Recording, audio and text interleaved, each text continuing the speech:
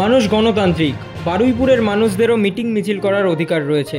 শুনেছি তারাও পুলিশের থেকে অনুমতি নিয়েছিল, তা সত্ত্বেও শান্তিপূর্ণভাবে বারুইপুরে গিয়ে হুঙ্কার দিয়ে ফেরত চলে এসেছে। এদের শেখালেও শিখবে না। আমাদের নিয়মে পরিষ্কারভাবে বলা রয়েছে কি করা যাবে আর কি করা যাবে না। বারুইপুরে বিজেপির মিছিল নিয়ে এবার মুখ খুললেন বিধানসভার স্পিকার বিমান বন্দ্যোপাধ্যায়। আর কি বলেছেন তিনি শুনে নিন।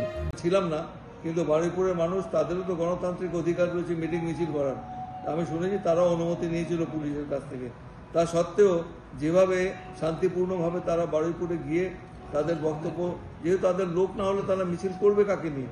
আমি শুনেছি কোনো লোকই ছিল না ওদের, মিছিল করেনি, ওরা ফেরত চলে এসছে, হুঙ্কার দিয়ে এসছে, দিচ্ছে, ভেতরে দিচ্ছে, আর কত জায়গায় দেবে।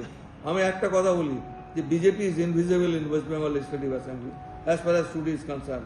আজকে আপনারা দেখবেন চার্টে বিজেপির কোনো নাম নেই, আমরা বিজেপির জন্য জায়গাগুলো ফাঁকা রয়েছে। That means officially they are invisible, তাদের দৃশ্য মান্যতা নেই। আপনারা কি কাগজে লিখবেন সেটা different matter, but they are not presence, their absence in the house clearly indicates they are invisible.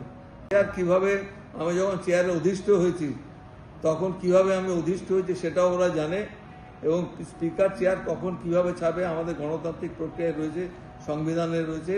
কিন্তু এইভাবে চিৎকার করে স্পিকারের দিকে দৌড়ে এসে চেয়ার ছাড়ানো, এইসব কোনোদিন হয়নি। এবং ওরা এই যে অস্থিরতা সৃষ্টি করার চেষ্টা করছে, গতকাল শুনলাম বারুইপুরে গিয়েও গন্ডগোল করে এসছেন ওরা, আমাকে বিখ্যাত বানিয়ে দিয়েছে। এটা কি আমার দীর্ঘায়ু কামনা করলো না অন্যরকম চিন্তা ভাবনা? এটা বুঝতে পারছি না। মানুষের পাশে, মানুষের সাথে আমরা আছি এই বাংলাতে।